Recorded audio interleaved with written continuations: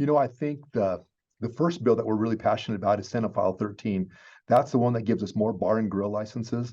If you think about Cheyenne, Olive Garden, Wasabi Grill, Guadalajara, Napoli's, those all have bar and grill licenses, and we're out of those. And so if another restaurant wants to come, we're limited in our ability to help them with the liquor license to be able to do that. So this bill gives us seven more of those liquor licenses, and then it also expands it by coming up with an addition to not only being a restaurant bill, but we also have the ability to use entertainment. So let's look at a bowling alley or something like that. Now we would be able to help them with the same license. So 60% of your revenues have to come from food and or entertainment. And so we're really passionate about that bill. We've worked all summer, as we've talked about before, on getting this bill passed, and we think it's a good bill. So WAM is the Wyoming Association of Municipalities, and it's our association for cities and towns, mayors, city council people, and they're here in town this week. I find it really inspiring to be around other folks. It's fun to talk to them about ideas, things that they're doing well, and it kind of reinvigorates me and helps me get prepared and motivated to continue my job. And so I really enjoy the opportunity to meet with those folks, and I appreciate their comradeship, if you know what I mean. Yeah, this morning the city council of Casper and their city manager met with the city council and mayor of Cheyenne. We had an hour-and-a-half breakfast just to talk about what's going on in our communities. And, it's just a wonderful opportunity to share ideas, find out what they're working on, and if you find something that they're doing well, then you say, hey, when you get that done, send me that bill. And so we can look at it rather than reinventing the wheel. And so it's been a good experience for me meeting these mayors from across the state.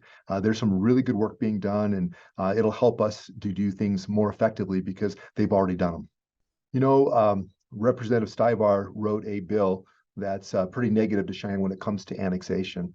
But what I really appreciated is the fact that we've been able to sit down. We had about an hour-and-a-half conversation, and I could explain to him, from the city's perspective. And from that conversation, we had some friendly amendments that I think made the bill a better bill for him, but also a better bill for the city. So that bill passed the House. My hopes will be we might be able to vote it down in the Senate, but if not, it's a workable bill. And so Representative Singh and Stivar, we're willing to sit down, have a conversation, and we've had 2 or 3 since then. And I appreciate, even though we're on the opposite sides of a bill, we can have a great conversation. We can find some middle ground. That's how government should work. And they're Laramie County people, and I'm just really impressed. Will, you talked about a woman who came up and said she hadn't been given notice, right? And then she's holding up a letter, which was notice, but she didn't understand the process. And I think what I'm finding with annexation is folks who are in the area around annexations and folks who are in areas being annexed have maybe a misunderstanding.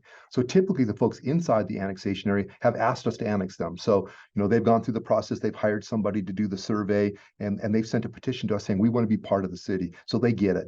But it's the people outside of that area who just don't understand the process.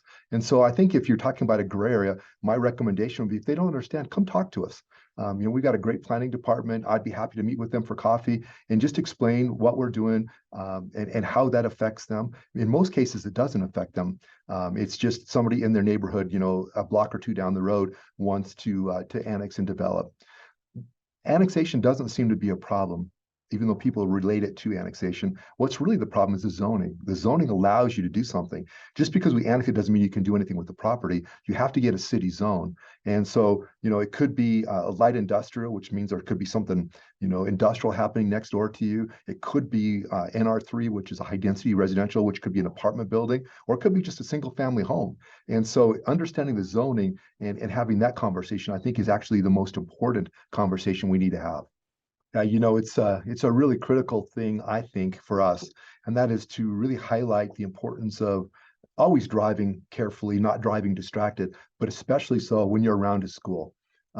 We've had a number of children be hit here in the last couple of years. Unfortunately, we lost Mac in front of McCormick Junior High School to a distracted driver. And these are 100% preventable, right? And so I think the purpose of the effort that we're all making is to try to remind people that when you're in your car, put away your distractions. When you're around those school zones, be hyper vigilant, because kids can act in unexpected ways, and so be ready to anticipate that. I just can't imagine, the young lady who hit the student in McCormick. It changes her life, it changed the other life. It's a real tragedy. And so really spending that time, and that's what we're working on, is trying to make sure that when people get behind the wheel, they're thinking about being safe. And I think that's worth the effort. You know, uh, I think healthy downtowns have people living there. And that could be residents who live downtown or people who are staying in hotels because they're the ones who are shopping at the local stores. They're eating at the local restaurant in the downtown area, might stop for a cocktail or two at the local bar. And, the more people that are downtown every day, the stronger the economy of downtown will be. And our downtown is our heartbeat, right? It's the center of our community. And so the announcement that there may be a chance for us to get a 110 room hotel downtown in the heart of our downtown, to me is a game changer. 150 people a day coming out of there, looking for breakfast, coming in at night, looking for a place to eat, maybe seeing a couple of those little shops. It's going to really help our economy. I think it's a great news, and I'm very hopeful that when we get it all done, that they're able to say yes and get started on this project. Well, I think we're really blessed in Cheyenne because we have these community leaders. I think of General Porter and Colonel Barrington in the military. Dale and Dominic from the chamber and Visit Cheyenne. The leadership at the hospital, the school district, and the fun part is we get together a couple times a month and we just compare notes, talk about what's going on, what events are you working on, and it gives us an opportunity to find things we can collaborate on or we can advocate for. General Porter talks about a bill that's important, and if I'm talking to a legislator, I can bring it up and talk about it. So I think our partnership is really strong in Laramie County. I'm very appreciative of their willingness to give their time and share their ideas and allow me to do the same. And I think it just makes us a stronger and a better community.